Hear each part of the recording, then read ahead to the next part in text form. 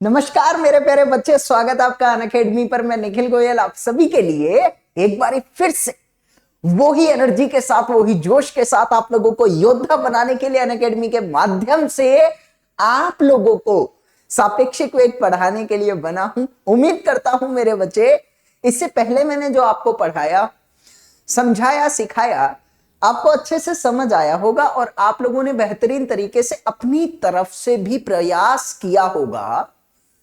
और जो जो थ्योरी मैंने आपको दी थी, जो जो सूत्र और जो जो तथ्य मैंने आपको बताने का प्रयास किया था सापेक्षिक वेग से, आपने सुना होगा। अब मेरे प्यारे बच्चे, मैं आपको बताना चाहता हूं कि इस सेशन के अंदर मैं आप सभी को सापेक्षिक वेग की थ्योरी नहीं देने वाला, मैं आप सभी को सापेक्षिक वेग के तथ्य बताने वाला हूं। मैंने आपको इससे पहले सापेक्षिक वेग की थ्योरी दी थी और आपको कई ऐसी गूढ़ बातें बताई थी और मैंने कहा था कि आने वाले समय में तुमको कुछ अलग से पढ़ने की आवश्यकता नहीं है। कोई भी किसी भी किताब का क्वेश्चन हो, आराम से सॉल्व कर दोगे। बस ये गूढ़ बात जो मैंने बताई थी उसको दिमाग में रखना। तो उसी गूढ़ बात का प्रयोग करके आज का सेशन शुरू करूंगा, बट उससे पहले मैं अपने बारे में बता देता हूं। बेटा, मेरा नाम निखिल गोयल है, पेशे से मैं सिविल इंजीनियर हूं। तो सिविल इंजीनियर हूं तो फिजिक्स का अच्छा खासा ज्ञान है, इसलिए मैं आपको यहां पर आगे पढ़ाता हूं। और मैंने अपने जमाने में कई एग्जाम क्वालिफाई किए हैं, वो सब तो बताने की आवश्यकता ऐसी है नहीं, क्योंकि ऑब्वियसली जब मैंने एग्जाम अच्छी रैंक से क्वालिफाई किए तो ही आपको आगे पढ़ा रहा हूं ना। वरना कैसे होता। इसी के साथ मैं शोध करता हूं। हाँ, हाल ही में मैंने सिविल इंजीनियरिंग में एक बहुत बड़ी शोध करी है जो मेरे बच्चों को काफी काफी काफी अच्छा फील कराएगी। जब उस शोध के बारे में आप जानोगे, बड़े नाम से विख्यात होगी भारत के अंदर आने वाले समय में। तो इसी चीज को ध्यान में रखते हुए, अगर आप मुझसे भौतिकी पढ़ना चाहते हैं, नीट की तैयारी करना चाहते हैं मेरी टीम के साथ जुड़कर, तो अनअकैडमी के माध्यम से आप दो तरीके से हमसे जुड़ सकते हैं। कौन कौन से तरीके हैं बेटा? एक है आप लोगों का प्लस माध्यम, एक है आपका आइकॉनिक माध्यम। प्लस माध्यम में आपको लेक्चर मिलते हैं, आपका टेस्ट होता है, आप असीमित तरीके से हमसे डाउट पूछ सकते हो, जहां मर्जी जितनी मर्जी लेक्चर देखो। लेकिन आइकॉनिक में क्या होता है, आप हमसे बात कर सकते हो, आप अपना मार्गदर्शन करा सकते हो, आप सामग्री हासिल कर सकते हो जिनको पढ़कर आपके नीट में अच्छे अंक हासिल होते हैं।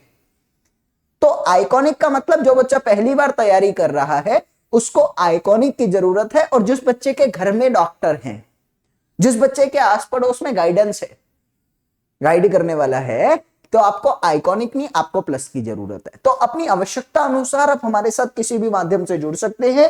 जुड़ने के लिए मेरे प्यारे बच्चे, तुम लोगों को क्या करना है, कोर्स लेते समय जब भी आप कोर्स लो, अब जाहिर तौर पे 1 साल का तो लोगे ना, 12 महीने का तो कम से कम लेना, क्योंकि अच्छी तैयारी के लिए 12 महीने चाहिए। तो कोर्स लेते समय लास्ट में एक कोड अप्लाई करना जिसको कहते हैं योद्धा। योद्धा को अप्लाई करने से 10% की मेरे बच्चों को छूट मिलती है और ये पुष्टि हो जाती है, सुनते रहना, ये अनअकैडमी का स्पेशल कोड है। ये पुष्टि हो जाती है कि उस कैटेगरी के किसी भी एडुकेटर से आप पढ़ो, लिखो, समझो, डाउट पूछो, कुछ भी करो। मैंने कहा उस कैटेगरी के किसी भी एडुकेटर से पढ़ाई कर सकते हो, उस कैटेगरी के किसी भी एडुकेटर से डाउट पूछ सकते हो। आपको पहली प्रेफरेंस मिलती है जब आप योद्धा कोड के माध्यम से अनअकैडमी पर जुड़ते हो। ये अनअकैडमी का स्पेशल कोड है, ठीक है बेटा? चल, अब मेरी बात आती है, ध्यानपूर्वक सुनना, कि मैंने आप लोगों को रिलेटिव वेलोसिटी में क्या क्या पढ़ाया। मैंने आप लोगों को कल के दिन यह भी बता दिया था मेरे बच्चे कि रिलेटिव यानी सापेक्षिक वेग में आप लोगों की क्या क्या बातें होती हैं। गौर से सुनना। सापेक्षिक वेग आप लोगों का दो तरीके का होता है। एक बेसिकली आपको देखने को मिलेगा द्विविमीय, एक होता है मेरे प्यारे बच्चे आप लोगों का एक विमीय। कल के सत्र के अंदर मैंने मेरे बच्चों को एक विमीय सापेक्षिक वेग अच्छे से पढ़ा दिया था। जो नया बच्चा है, मैं बताना चाहता हूं, इससे पहले वाले सत्र को देखना, आपको चीजें क्लियर हो जाएंगी। एक विमीय वन डायरेक्शनल, लेकिन टू डायरेक्शन के अंदर मैंने आप सभी को बताया था कि जब आप द्विविमीय की बात करते हो तो यहां पे कई सारे उप विषय आते हैं। जैसे कि पहला होता है आपका रिवरमैन, नदी को क्रॉस करता है जब आदमी, तो उसमें आपका सापेक्षिक वेग लगता है। दूसरा आता है आपका रेनमैन, वर्षा चल रही होती है और उसमें कोई आदमी आगे चलता है तो उसमें सापेक्षिक वेग आता है। तीसरा मेरे प्यारे बच्चे आप लोगों का आता है यहां पर लिफ्टमैन। ये तीन केस होते हैं बेसिकली। इन तीन केस के अलावा बाकी कई केस बना दिए गए हैं, लेकिन वो अलग से कुछ नहीं होता। बस इन तीन केस को पढ़ने के बाद आपको सापेक्षिक वेग का एक एक सूत्र सामान्य आ जाएगा। अब सुनते रहो। आपको ये देखने से पता लगा, और मैंने कल जाते जाते मेरे बच्चों को एक दो बातें बताई थी। मैंने गुण बात आपको क्या बताई थी? अगर आप लोग बात करते हो गुण बात की, तो मैंने मेरे बच्चों को यह कहा था कि बेटा जब सापेक्षिक वेग पढ़ो तो एक ही सूत्र का ध्यान रखना कि सापेक्षिक वेग और कुछ नहीं। जब आपको सापेक्षिक वेग निकालना हो तब आपको सिर्फ एक ही मुख्य बात के बारे में सोचना है, जिसको कहते हैं हम लोग क्या? तुल्य वेग।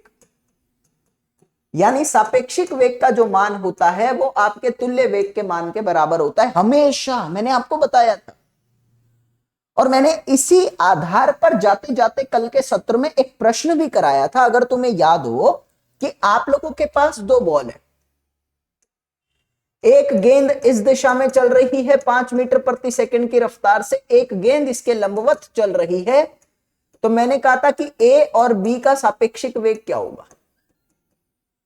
यह मैंने मेरे बच्चों को कहा था कि ए और बी का सापेक्षिक वेग आप लोगों का क्या होगा। ध्यान से सुनना। तो आपको अगर याद हो तो जाते जाते मैंने इस प्रश्न को हल किया था, तो उत्तर क्या आ रहा था? और कुछ नहीं, मैंने कहा था जो इनके बीच का तुल्य वेग होगा बेटा, जो इनके बीच का रिजल्टेंट वेलोसिटी होगा, यानी तुल्य वेग होगा, वो ही आप लोगों का सापेक्षिक वेग के तौर पे जाना जाएगा। और आपने क्या कहा था कि आपका तुल्य वेग किस तरीके से निकाला जा रहा है, ये मैंने कल समझा दिया था, आपको उम्मीद है आता होगा। उत्तर आया था 5√2। चलो, ये बहुत आसान है। अब आज के सत्र में मैं क्या पढ़ाने वाला हूं, जरा उसकी बात कर देता हूं। आज के इस सत्र के अंदर मेरे बच्चों को मैं पढ़ाने वाला हूं, एक तो बेटा आपके पास मेरा जो हिसाब किताब आएगा,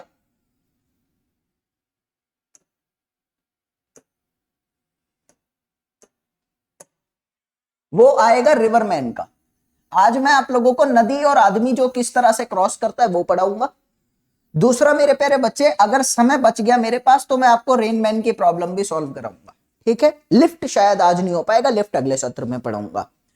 कोई थ्योरी नहीं, कोई कुछ नहीं, सिर्फ कंसेप्ट समझकर चलना कि प्रश्न अगर इस तरीके से नीट में आ गया तो आपको क्या करना है और कैसे हल करना है, बस, और कुछ नहीं। कोई थ्योरी नहीं आती इसकी।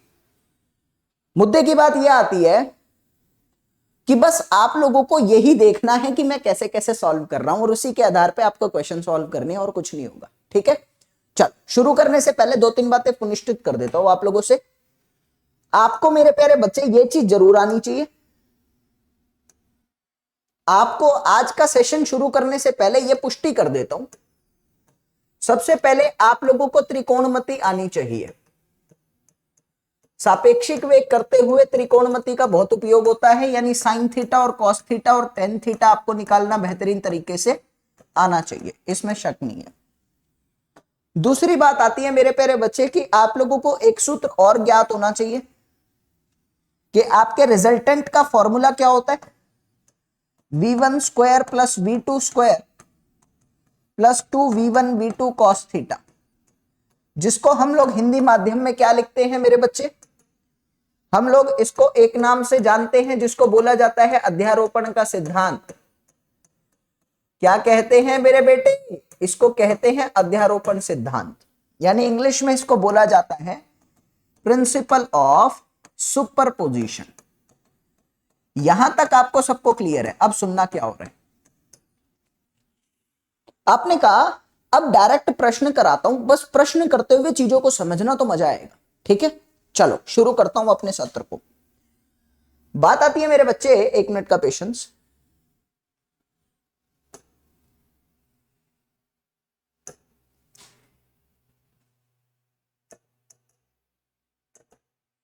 पहला प्रश्न आपके स्क्रीन पर है। पहला प्रश्न आपको क्या कह रहा है बच्चे? कण ए तथा बी है, हवा में प्रक्षेपित किया जाता है। ए की गति है 30 मीटर पर सेकंड, बी की गति है 40 मीटर पर सेकंड, और चित्र में जिस तरीके से दर्शा रखा है उसी तरीके से प्रक्षेपित किए गए हैं। ठीक है, तो कह रहे हैं कि 1 सेकंड बाद उनके मध्य की दूरी कितनी होगी वो बताओ। इन दोनों के बीच की दूरी 1 सेकंड बाद कितनी होगी? आप वीडियो को पॉज कर सकते हैं और खुद सॉल्व कर सकते हैं, तो आपको ज्यादा समझ में आएगा सॉल्व करना। मैं अपना सॉल्व कर रहा हूं, वीडियो को फिर स्टार्ट करके देख सकते हो, आप सॉल्यूशन चेक कर लेना। जैसा कि मेरे बच्चों को पता है कि ये एंगल 53 है, ये एंगल 37 है, मैंने कहा मान लो ये एंगल है आपका अल्फा। आप जानते हो मेरे प्यारे बच्चे, बहुत आसान सी प्रॉपर्टी है, 53 प्लस में 37 प्लस में अल्फा कितना? 180 डिग्री। तो अल्फा का मान आप सॉल्व करेंगे तो आपके पास आएगा 90 डिग्री। तो मैं इस डायग्राम को देखकर ऐसे लिख सकता हूं कि एक वेग है मेरा यहां पर 40, एक वेग है 30, और दोनों के बीच का कोण है 90 डिग्री। और मेरे को पता है मेरे को निकालना है इन दोनों के मध्य का वेग। मध्य बोले तो रिजल्टेंट, रिजल्टेंट बोले तो सापेक्षिक। मैंने कहा सापेक्षिक वेग निकालना है, तुल्य वेग निकालना है। कैसे निकालोगे? आपने लिखा बेटा 40 का स्क्वायर प्लस 30 का स्क्वायर, उत्तर आ गया 50, खत्म। तो ये था आज के सत्र का ब्रशअप। अभी सुबेरे उठ के ब्रश कर लिया, मैदान में चल पड़ो, एक्सरसाइज करनी बाकी है। अब शुरू होगा असली सत्र। चलो शुरू करता हूं अपने अगले विभव को। तो अगला ही बिंदु मेरे पास जो आता है दैट इज कॉल्ड रेन। नदी में प्रवाह किस तरीके से चलता है उसको समझाना चाहता हूं, ध्यान से सुनना। अब आप सबको पता है, चित्र में आपको दर्शा भी रखा है कि बेटा आपके पास एक नदी है और उस नदी में आगे चल रहा है पानी, और पानी में बंदा तैर रहा है। दो केसेस दे रखे हैं, ध्यानपूर्वक क्लियर करेंगे। एक केस आप लोगों का यहां पर आ रहा है जिसके अंदर आपका बंदा जो है वो नदी की ही गति में चल रहा है, और दूसरा केस आ रहा है आपका बंदा जो है वो नदी की गति से विपरीत चल रहा है। अब कॉमन सेंस लगाओ, थोड़ा सोच कर चलो। भाई इस तरफ जा रही है नदी और आप भी इसी तरफ चल रहे हो। आज ब्लू है, पानी पानी पानी पानी पानी पानी, और दिल भी सानी सानी सानी सानी सानी सानी। आ जाओ ऑन द बीट यार। लगा रहे ना फुल मजे में, लगा दिया। तो मैंने कहा मेरे प्यारे बच्चे, आपका तैराक जो है वो नदी के साथ चल रहा है, तैराक को ज्यादा वेग मिलेगा, नदी का वेग भी मिलेगा क्योंकि तैराक उसी की दिशा में चल रहा है। आपको समझ में आ रही है? और जब तैराक नदी के विपरीत चलता है उसको बहुत मशक्कत करनी पड़ती है, उसको नदी को विपरीत में काटना पड़ता है, जिसके कारण उसका तुल्य वेग कम हो जाता है। तो मैंने ऐसा कहा, मान लो कि आपकी नदी का वेग है v और ये धनात्मक है, तो ये भी धनात्मक हो गया, तुल्य वेग हो गया v प्लस यू। आपको दिख रहे हैं मेरे दिल के टुकड़े? और नदी का वेग अगर v है और ये धनात्मक है तो ये क्या हो गया? ऋणात्मक। तुल्य वेग हो गया v माइनस यू, खत्म। ये दो चीजें आ गई कि नदी के साथ चलता है तो तुल्य वेग बढ़ जाता है, नदी के विपरीत चलता है तो तुल्य वेग घट जाता है। आप इमेजिन करेंगे, इसको दिमाग में सोचेंगे। क्लियर है बेटा सबको? चलो अब समझने की बातें क्या आती हैं वो क्लियर करना। मैंने कहा कंसेप्ट इज वेरी इंपॉर्टेंट और कंसेप्ट स्ट्रांग होना चाहिए। ये यहां को चल रही है आपकी नदी, चल गई। मैंने कहा नदी में आपका बंदा तैरना चाहता है, ध्यान से सुनना क्या चल रहा है। आपकी नदी चल रही है इस तरफ जिसका वेग है बेटा V R M, V R. यहां आपका बंदा है, बंदा इस दिशा में जाना चाहता है वी एम। ये नदी का वेग है, ये बंदे का वेग है। आपको कॉमन सेंस पता है कि आपका बंदा अगर इस दिशा में जाना चाहता है तो नदी के बहाव के कारण, नदी भी चल रही है, बंदा भी जा रहा है, नदी के बहाव के कारण आपका बंदा सीधा नहीं जाएगा, आपका बंदा थोड़ी सी इस दिशा में भागेगा। और ये किसको देखने से पता लगता है? जो बंदा नदी के बाहर खड़ा है उसको देखने से पता लगता है कि ये बंदा टेढ़ा चल रहा है। और टेढ़ा जो चल रहा है, मेरी बात पे गौर देना, जो आपका बंदा ये टेढ़ा चल रहा है, ये टेढ़ा नदी के बहाव के कारण चल रहा है। तो मैंने क्या बोला, गौर देंगे। यहां पर क्या है? ये आपकी नदी का वेग है, ये आपके बंदे का वेग है। तो ये क्या हो गया? जल्दी, मैंने कहा ये क्या हो गया बेटा? ये हो गया आपके नदी का और बंदे का सापेक्षिक वेग। जो आपको तुल्य वेग मिल रहा है, जो दोनों के मिलन से आपका वेग उत्पन्न हो रहा है, उसी को तो कहता हूं रिजल्टेंट वेलोसिटी, उसी को कहता हूं तुल्य वेग। मैंने कहा ये क्या है, यही तुल्य वेग है, इसी को कहता हूं सापेक्षिक वेग। खत्म। तो मैंने कहा VRM क्या होगा, वो आपको पता है, बच्चों वाली बातें। VRM को ही मैं लिख रहा हूं, ये कहलाएगा आपका तुल्य वेग और ये ही कहलाता है आपका सापेक्षिक वेग। ये मेरे बच्चों को एकदम क्लियर है। सभी मेरे दिल के टुकड़ों से अनुरोध है, थम्स अप की जरूरत नहीं है, बस इसका स्क्रीनशॉट ले लेना, ठीक है बेटा? इसका स्क्रीनशॉट ले लेना जरूरी है। अब सुनते रहो आगे क्या चल रहा है। मैंने यहां पर कहा कि आप लोगों को VR पता लग गया, आपको VM पता लग गया, दो तीन चीजें पूछता है। कई बार ये कहता है कि इस थीटा का मान निकालो। बहुत आसान है, आपको कह रहा है थीटा का मान निकालो। पहली चीज लेके पहला पहला क्वेश्चन मैं तो आपके सामने आया, और आया हूं मैं तो उस नगरी से। इसीलिए जरूरी है ध्यान से सुनना। मैंने कहा थीटा क्या होगा, अरे मायला बहुत आसान है, कैसे, ये ट्रायंगल बन गया। ध्यान से देख, क्या मैं लिख सकता हूं मेरे दिल के टुकड़े, tan theta is equal to what, VR upon VM। मैंने लिख दिया थीटा क्या हो गया, थीटा कितना हो गया जल्दी देख, tan inverse VR upon VM। एक भी चीज रटना मत, एक भी चीज मत रटना। क्यों, अरे सब कुछ तो समझ आ रहा है, कुछ भी ऐसा नहीं है जिसको सॉल्व नहीं कर सकते, सब निकाल लोगे, कोई दिक्कत है नहीं। मैंने कहा VRM कैसे निकालोगे, सबको देखने से पता लग रहा है, root of VR square plus VM square. क्यों, अरे दोनों के बीच का एंगल कितना, 90 डिग्री। खत्म। इसी को प्रश्न मोड़ तोड़ के पूछता है, इसी से पूछता है। अब तीसरी चीज क्या कहते हैं, ध्यान से सुनना। तीसरी चीज में आप लोगों से बोल देगा कि तुमको अब की बार निकाल कर देना है कि जहां से इसने शुरू करा था वहां तो पहुंच नहीं पा रहा, ये पहुंच रहा है यहां पे। जहां से शुरू करा था उधर से कितनी दूरी पर, कितनी क्षैतिज दूरी पर, जहां से शुरू करा था वहां से कितनी क्षैतिज दूरी पर यह पहुंचेगा। तो उस क्षैतिज दूरी का मान आपको पता करना है। कैसे करोगे, ध्यान दो। मेरे दिल के टुकड़ों को पता है, ओ मेरे दिल के चैन, थोड़ा ध्यान दियो, इंपॉर्टेंट है ये कंसेप्ट, ध्यान दो। मैंने कहा बेटा लिख सकता हूं x क्या है, वेलोसिटी इनटू टाइम, और इस दिशा में कितनी वेलोसिटी, मैंने कहा कितनी, ध्यान दे, मैंने कहा कितनी, तुमने कहा VR, और टाइम को मैंने मान लिया t। टाइम मुझे नहीं पता, कैसे निकालूंगा बाद की बात है, टाइम मुझे नहीं पता, टाइम पता ही नहीं भाई। क्लियर है, चलो अब सुनना क्या हो रहा है।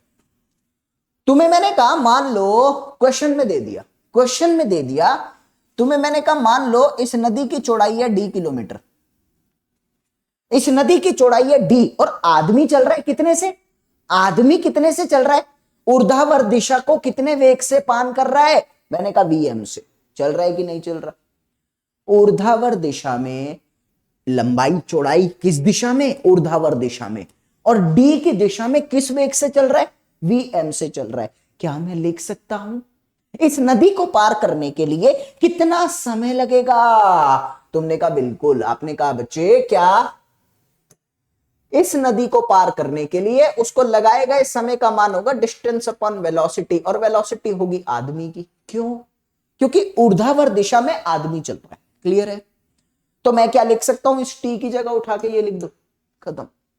ये सारे कंसेप्ट है, सब कुछ है ये। इसका स्क्रीनशॉट लो जल्दी से, बहुत जरूरी है बेटा, इसका स्क्रीनशॉट लो, बहुत जरूरी है, नहीं तो मजा नहीं आएगा तुमको, पक्का कह रहा हूं। चलो अब करेंगे प्रश्न, प्रश्न करके और चीजें क्लियर होंगी। चलो क्लियर करती है, आगे चलता हूं।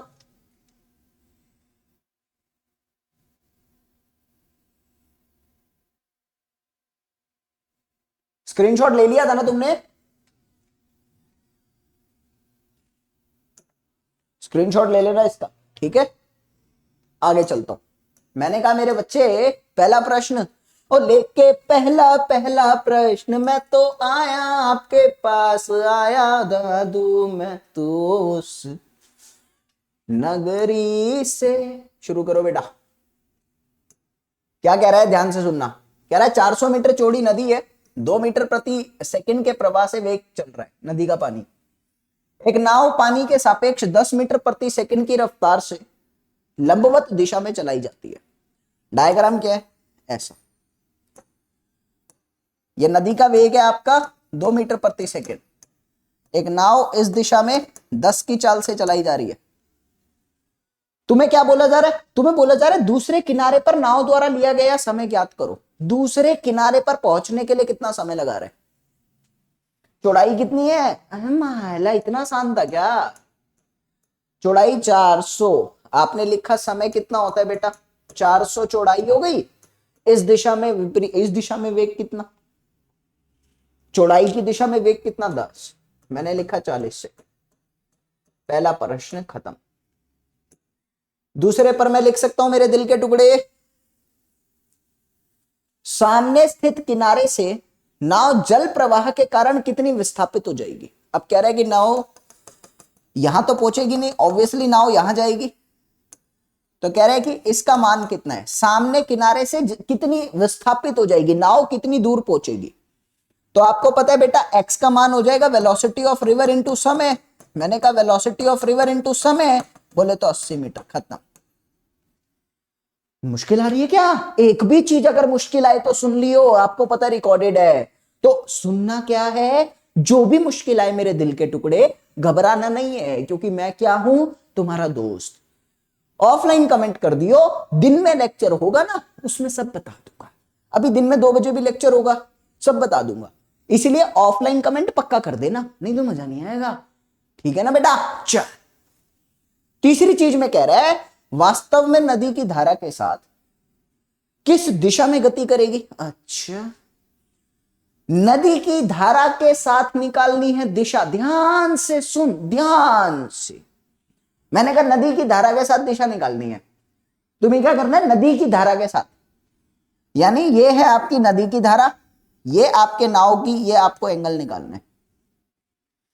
आपको नदी की धारा के साथ दिशा निकालनी है। नाव जा किस में रही है, नाव जा रही है ऊपर, ये निकालना है एंगल। कोई दिक्कत तो नहीं आ रही बेटा। चलो, क्या मैं लिख सकता हूं यहां पे, ध्यान से सुनना। अगर ये आपका थीटा है तो जाहिर तौर पे ये भी थीटा हो गया कि नहीं हो गया। आपने कहा बिल्कुल हो गया। ध्यान से देखो, आपको ये वाला एंगल निकालना है, नदी की धारा के साथ दिशा निकालनी है आपको। आपने कहा अगर ये थीटा है तो ये भी थीटा होगा। भाई ऑल्टरनेट इंटीरियर एंगल बोलते थे ना, जो जेड की फॉर्म में आते थे, ऑल्टरनेट इंटीरियर एंगल। मैं क्या लिख सकता हूं, ऊपर वाले ट्रायंगल को देख मेरे दिल के टुकड़े। जब ऊपर वाले ट्रायंगल को देखूंगा तो क्या बनेगा मेरे पास, मैंने कहा ये, इस ट्रायंगल को देख, यहां बन रहा है थीटा। क्या मैं लिख सकता हूं टेन थीटा का मान कितना, ये कितना है बेटा जल्दी से बता दे। ये था आपका 10 मीटर प्रति सेकंड, और ये कितना है, या मीटर प्रति सेकंड देख लो, ये कितना है 2 मीटर प्रति सेकंड। 2 मीटर प्रति सेकंड के वेग से चल रहा है। मैंने कहा टेन थीटा कितना आ गया, 10/2, 5। आपने क्या कहा बेटा, थीटा का मान आ गया tan इनवर्स 5। चलो, ये आपका पहला प्रश्न बहुत आसान। उम्मीद मुझे जो सूत्र और जो तथ्य मैंने बताए वो सभी समझ आ गए और आपने खुद से सॉल्व कर लिया कॉपी में। ये पहला प्रश्न। अब होगा मुश्किल, थोड़ा थोड़ा सा मुश्किल। चलो स्क्रीनशॉट ले लो बेटा जल्दी से, इसका स्क्रीनशॉट ले लो मेरे बच्चे। चल, आगे क्या कहता है तुमको, अब तुम्हें कह रहा है अगला प्रश्न क्या कह रहा है।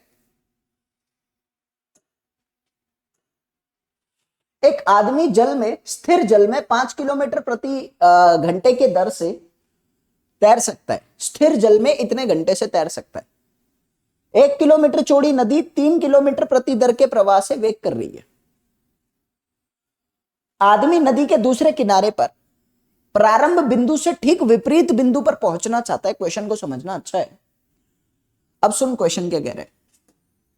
यह नदी आगे चल रही है और यह नदी का वेग है 3 किलोमीटर प्रति घंटा। और एक कॉमन सेंस लगा जल्दी से, जब पानी रुका होता है और तू उसमें तैर रहा होता है, हट जा सोनू, आज मैं तैर कर रहूंगा, पानी रुका हुआ है, तू कैसे तैरेगा? टेढ़ा थोड़ी तैरेगा, मायला दिमाग में कुछ हुआ थोड़ी है, सीधा तैरूंगा भाई, कॉमन सेंस है। तो मैंने कहा अगर रुके हुए पानी में आदमी तैर रहा है तो कैसा तैरेगा? सीधा, टेढ़ा नहीं तैरेगा, सीधा।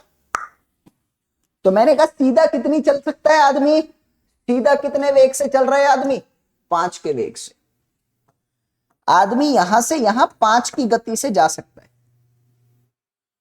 तुम्हें बोल रहा है, ध्यान से सुनना मैं क्या कह रहा हूं, तुम्हें कह रहा है मेरे बच्चे कि यहां पर तुम्हें क्या करना है, 1 मिनट, इसको थोड़ा यहां बनाओ।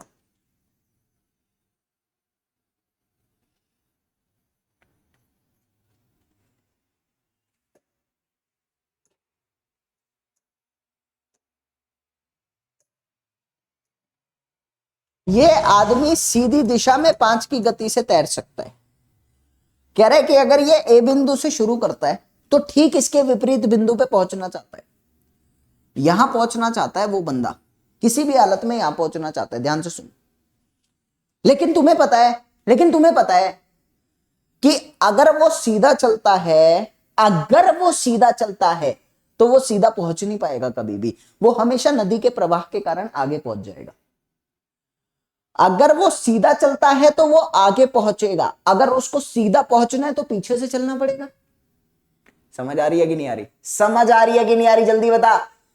सीधा चलता है तो वो यहां पहुंचेगा, लेकिन अगर यहां पहुंचना चाहता है तो उसको पीछे चल के स्टार्ट करना पड़ेगा, ताकि नदी के प्रवाह के साथ आगे भी आया तो यहां आ जाएगा। ठीक है, चल अब सुन, तुम्हें एक चीज क्लियर हो गई है मेरे बच्चे,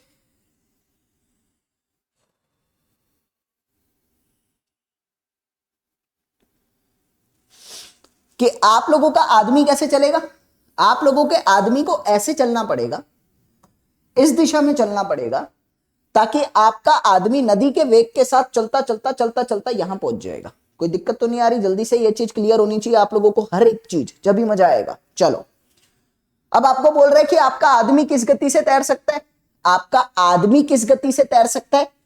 आदमी सीधा तैर सकता था 5 की गति से, लेकिन अब वो तैर रहा है विपरीत दिशा में। अच्छा, आदमी की गति तो 5 है ना, अब जरूरी है कि वो सीधा ही जा रहा है? नहीं, आपको पता है सीधा जा सकता है, लेकिन असलियत में वो पीछे से तैर रहा है। आदमी पीछे से तैर रहा है, आदमी का वेग अब की बार विपरीत, मतलब टेढ़ा है, इंक्लाइंड है, किसी कोण पर है, तो 5 ही है, लेकिन विपरीत थोड़ा सा पीछे की तरफ से है, तो अब की बार 5 कितना? ये भाई सीधा नहीं तैर रहा, थोड़ा सा टेढ़ा तैर रहा है, लेकिन आदमी तो 5 से ही तैर रहा है ना, कोई दिक्कत तो नहीं है। चलो, तो मैंने कहा ये हो गया 5, ये हो गया 3, ये हो गया आपका थीटा। ध्यान से, तो क्या मेरे बच्चे डायरेक्ट निकाल सकते हैं tan theta is equal to 3/5, यानी tan inverse 3/5 is equal to theta. tan inverse 3/5 is equal to theta. कोई दिक्कत तो नहीं आ रही आप लोगों को? क्लियर होनी चाहिए सारी बातें, clear. Sorry, sine inverse, tan नहीं आएगा, साइन आएगा।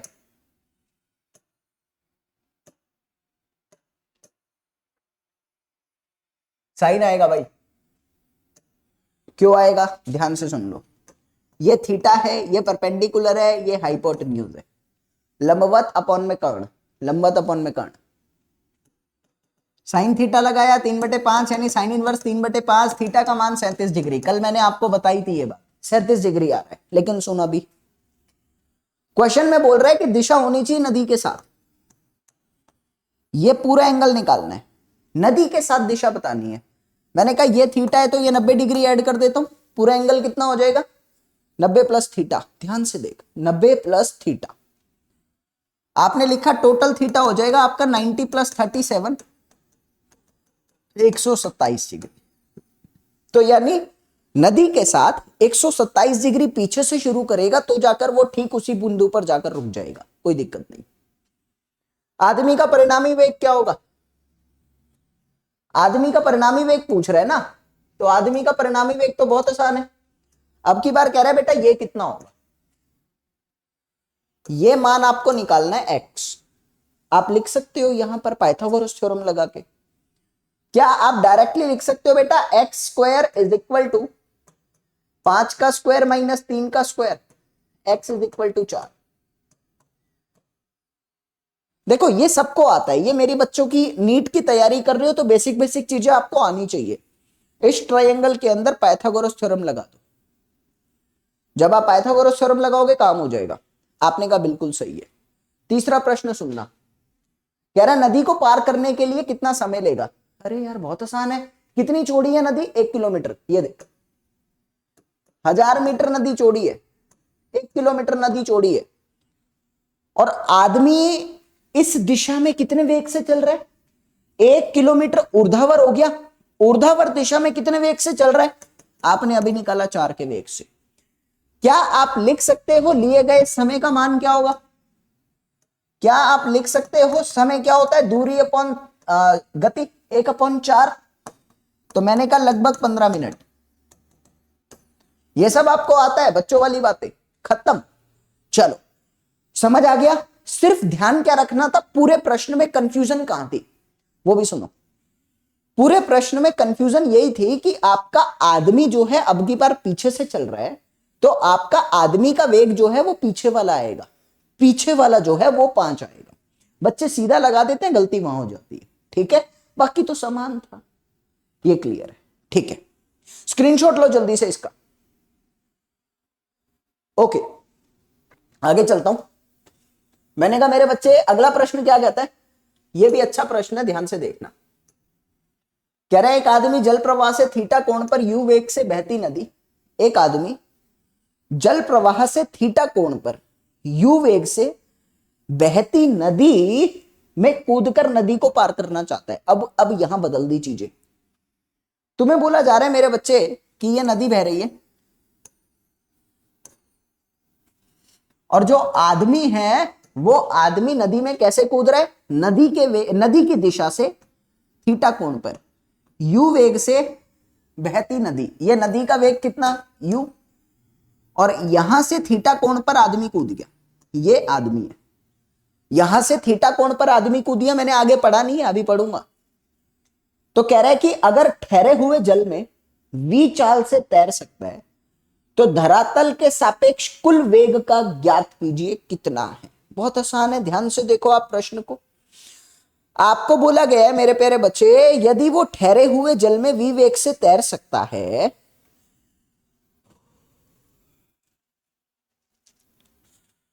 तो आपको सापेक्षिक वेग का ज्ञात करना है। अब ध्यान से क्लियर होंगी चीजें। क्या मैं लिख सकता हूं मेरे प्यारे बच्चे यहां पर कि आप लोगों का इनका सापेक्षिक वेग कितना होगा, आपके इनके सापेक्षिक वेग का मान, ये आप लोगों का क्या चल रहा है, ये आपका vm इधर गया है, ये आप लोगों का vm बोले तो v, आदमी की गति कितनी है लिख ही देता हूं ना,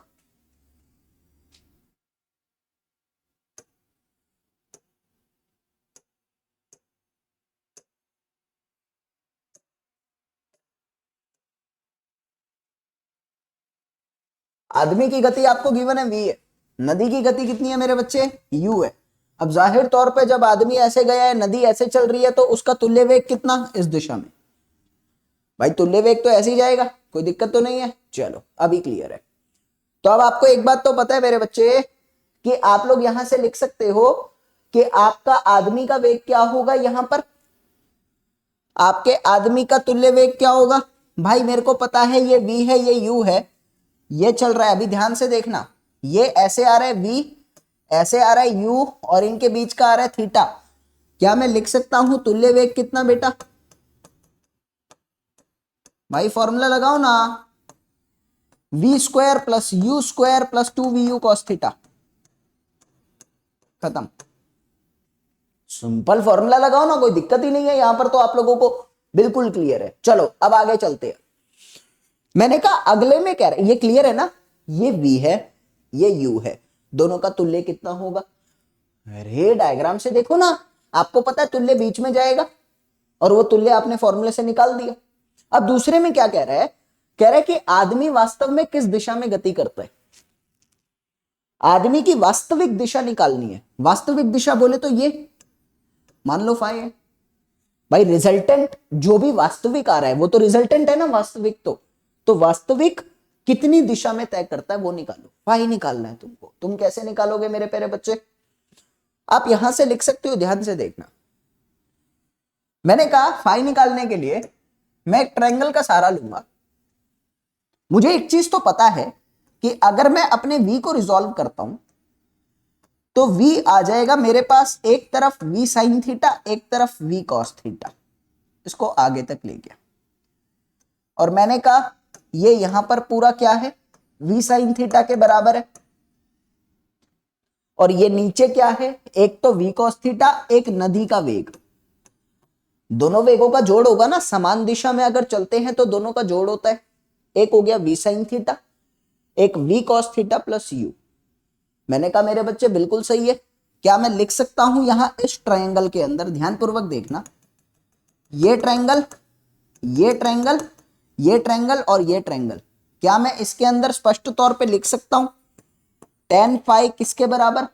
आपने लिखा v साइन थीटा अपॉन में u प्लस में v कॉस थीटा। अब आप इसके माध्यम से अपने फाई का मान निकाल सकते हो जो कि आपको निकालना था, खत्म। इस तरीके से आप ये कर सकते हो। अब और सुनना, तीसरी चीज क्या कह रहा है, इसका स्क्रीनशॉट लो, पहले जगह कम बच गई, इसका स्क्रीनशॉट लो मेरे बेटे।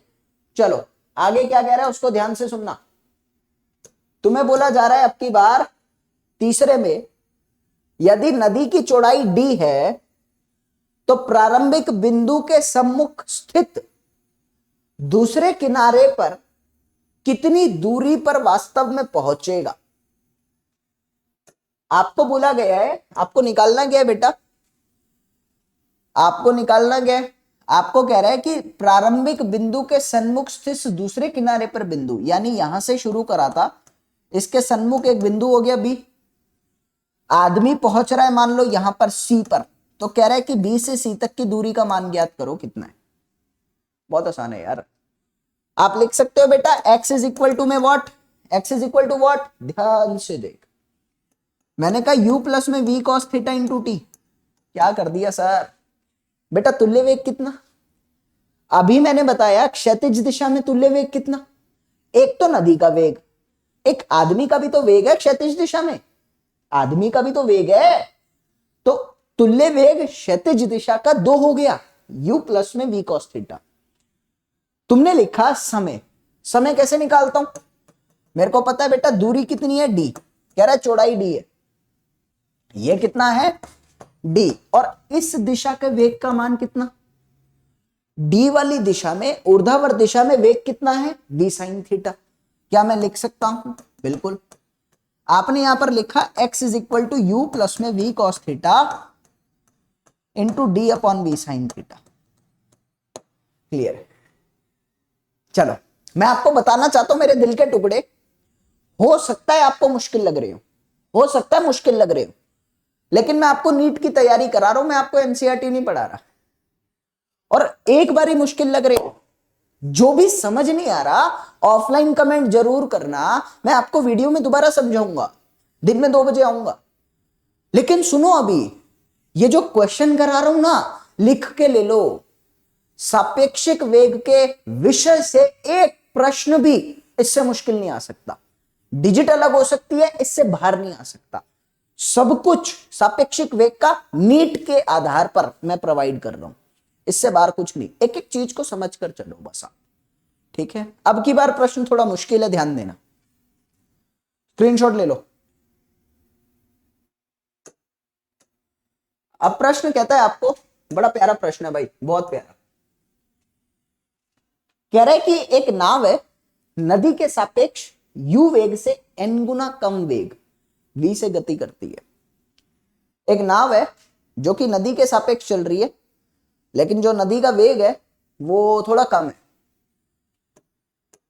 वो जो है वो u से n गुना कम है, ये है ऐसा, यानी u जो है वो n टाइम्स ऑफ v है, ये संबंध है। अब तुम्हें कह रहा है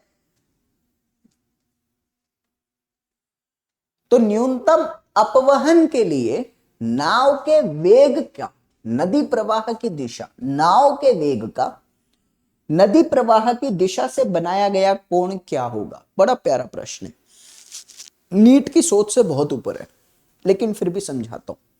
ध्यान से सुनो क्या कह रहे हैं, एक बार दोबारा पढ़ो, आराम से पढ़ो।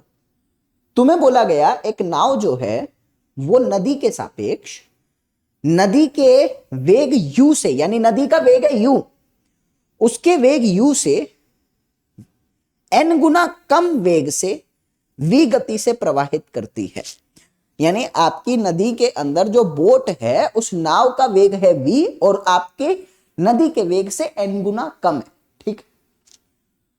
तो आगे कह रहा है, तो न्यूनतम अपवहन के लिए नाव के वेग का नदी प्रवाह की दिशा से बनाया गया कोण कितना होगा, यह तुम लोगों से पूछा जा रहा है। अब समझना क्या चल रहा है। न्यूनतम अपवहन का मतलब क्या है? वो जो x की मात्रा थी वो मिनिमम है, बस।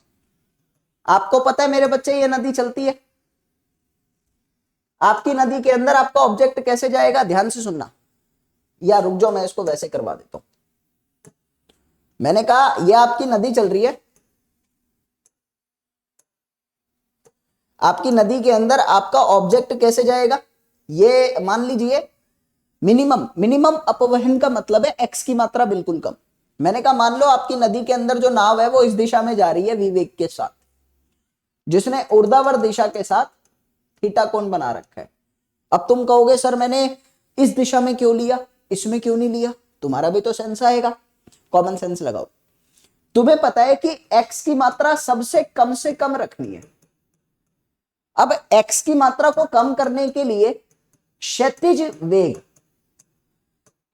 वेग का मान कम से कम होना चाहिए, क्योंकि x का मान होता है vx इंटू में टाइम। vx का मतलब क्षैतिज वेग। अगर क्षैतिज वेग कम से कम होगा तो x कम से कम होगा, और इसको कम से कम कैसे किया जा सकता है? एक होता था v प्लस यू, जब उसी की दिशा में प्रवाहित करता था तो v प्लस यू होता था, और एक होता था v माइनस यू जब विपरीत दिशा में आता था। तो मैंने क्या करा है, कम से कम रखने के लिए विपरीत दिशा में इसको प्रोवाइड करवा दिया, ठीक है। इतना समझ आ गया? तो तुम्हें एक चीज क्लियर हो गई है मेरे दिल के टुकड़े, कि आप लोगों का अभी जो नाव है उस नाव का वेग जो है वो मान लीजिए कितना है, वो v है, और उसने थीटा कोण बनाया है ऊर्ध्वाधर दिशा के साथ। क्या मैं यहां पर लिख सकता हूं कि आपके यहां पर दो तरीके से कंपोनेंट बनेंगे, एक होगा आपका v cos थीटा, एक होगा v sin थीटा, और नदी आगे से u से चल रही है। आपने लिखा यहां पर कि आपकी नाव x कितना पूरा कर रही है, अपवहन कितना होगा? अपवहन होगा आपका u माइनस में v sin थीटा, क्षैतिज वेग u माइनस में v sin थीटा, इनटू में समय। और समय कैसे निकालते हो बेटा? मान लो आपके नदी की चौड़ाई d है, मान लो ये तो नियत है ना, मतलब ये तो कांस्टेंट है, तो मानने में क्या जाता है? क्या मैं लिख सकता हूं बेटा नदी की चौड़ाई अपॉन में v cos थीटा? क्यों? क्योंकि चौड़ाई की दिशा में वेग का मान v cos थीटा है। आसान है। स्पष्ट रूप से मैंने क्या लिख दिया यहां अपने बच्चों के लिए, मैंने कहा x is equal to u minus में v sin थीटा इंटू में d अपॉन में v cos थीटा। मैंने सॉल्व करा, सॉल्व करके थोड़ा और अच्छे से लिख देता हूं, देखने में अच्छा लगेगा। ud upon v sec theta minus में d tan थीटा, कोई दिक्कत नहीं है। अब आप लोग क्या कर रहे हो, आपको क्या निकालना था? अपवहन जो है वो न्यूनतम होना चाहिए। और अगर तुम्हें याद हो तो मैंने आपको भौतिकी पढ़ाने से पहले इसी चैनल पर गणित पढ़ाई थी। 5 सेशन मैंने आपके गणित के लिए थे, और उन 5 सत्र में मैंने आपको यह बताया था कि भौतिक में कौन कौन सी गणित उपयोग में आती है, वो सारी गणित पढ़ाई थी। और उसी गणित में मैंने क्या पढ़ाया था? मैंने यही पढ़ाया था कि जब भी पूरी भौतिक में आपको न्यूनतम या अधिकतम मान का ज्ञात करना हो तो आपको अवकलन का सहारा लेना पड़ता है। क्या मैं लिख सकता हूं बेटा न्यूनतम के लिए आपके D x by D theta को शून्य पुट कर दूं, पता ही है सब आपको। आपने लिखा मेरे दिल के टुकड़े, जब इसको सॉल्व करेंगे तो U D by V sec theta का होता है sec theta tan theta, minus में डी टेन थीटा का होता है सेक स्क्वायर थीटा, शून्य के बराबर पुट कर दिया। सॉल्व कर लूंगा, सॉल्व करके क्या मिलेगा, डी से डी काटा, आप लोगों का बचेगा सेक थीटा से सेक थीटा काटोगे, आपका बचेगा u upon V tan theta is equal to में सेक थीटा, ये आपका बचेगा। ठीक है, आपने क्या करा मेरे बच्चे, और सॉल्व कर लेते हैं। मैंने इसको सॉल्व किया, सॉल्व करने के बाद क्या आएगा, u upon V sine upon cos one upon cos, generally sine theta is equal to 1, और सॉल्व करोगे बेटा क्या आएगा, कॉपी में साथ के साथ करते चलो, मेरे भरोसे मत बैठो, हो सकता है मैं गलत हो जाऊं, और मजा नहीं आता। भौतिकी पढ़ने आए हो, जब तक खुद नहीं करोगे मजा नहीं आएगा, इसीलिए कॉपी में साथ के साथ करते रहना। तुम लिख सकते हो sine theta is equal to V by N, और मेरे को तो पता था, सॉरी वी बाई यू, मुझे तो पता था u इज इक्वल टू में v बाई एन।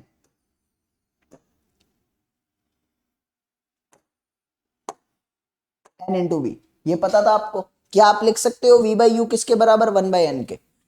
मैंने कहा ये 1 बाई एन के बराबर है, शुरू से ही पता था ना, वो कह रहा था क्वेश्चन में लिख रखा है u is equal to V N, आपको पता लगा sine inverse 1 by N theta का मान है। बेहतरीन, लाजवाब, दिल को छूने वाला प्रश्न था, और बहुत प्यारा बेटा, बहुत प्यारा प्रश्न, मजा आ गया। चलो अभी क्या है ना, रिकॉर्डेड सेशन है, तो रिकॉर्डेड सेशन है तो मैं इसको लंबा नहीं करना चाहता, और मैं दूसरा वाला कंसेप्ट भी नहीं पढ़ाना चाहता। मैं दिन वाले सेशन में आऊंगा ना 2 बजे, तो रेन वाला प्रॉब्लम करवा दूंगा, बारिश वाला सत्र पढ़ा दूंगा। लेकिन बेटा इस सत्र को आप लोगों को समझना है, और मैं फिर से बोल रहा हूं आपसे कि अगर आप लोगों को किसी तरह की कोई दुविधा आ रही है, कुछ समझ नहीं आ रहा, तो आप लोग झिझकना मत, क्योंकि मैं नहीं चाहता कि आपको कुछ समझ ना आए।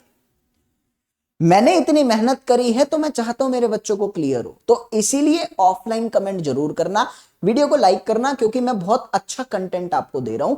आप भरोसा कर सकते हो, और मत भी करो तो प्रीवियस ईयर क्वेश्चन कर लेना, एक भी क्वेश्चन ऐसा नहीं होगा जो ना निकले। और तो और सुनो, एनसीईआरटी में सापेक्षिक वेग के जितने भी क्वेश्चन है सब निकाल लो, लिख के ले लो, एक भी क्वेश्चन नहीं कराऊंगा एनसीईआरटी का, और गारंटी देता हूं एक भी छूटेगा नहीं। एनसीईआरटी तो पढ़ोगे ही नहीं, क्वेश्चन पढ़ते ही आंसर निकालोगे खुद से। ये जो मैं करा रहा हूं ये बहुत कुछ है, इसको हल्के में मत लेना, ठीक है। तो इसी के साथ कहना चाहता हूं, जय हिंद जय भारत, हंसते रहो मुस्कुराते रहो, बट वीडियो को लाइक करना है आपको, क्योंकि बड़ी मेहनत से पढ़ाते हैं। शेयर करना है थोड़ा सा, ताकि बच्चे पढ़े। और अगर ऑफलाइन कमेंट में कुछ नहीं लिखते ना, तो थैंक यू लिखा करो, अच्छा लगता है, ठीक है। बाकी योद्धा के बारे में आपको पता ही है, अपने दोस्तों को भी बता सकते हैं आप लोग, ताकि उनका भी फायदा हो जाए। अनअकैडमी से अगर जुड़ना चाहते हैं, अनअकैडमी पे भारत के सर्वश्रेष्ठ टीचर आपको पढ़ा रही है।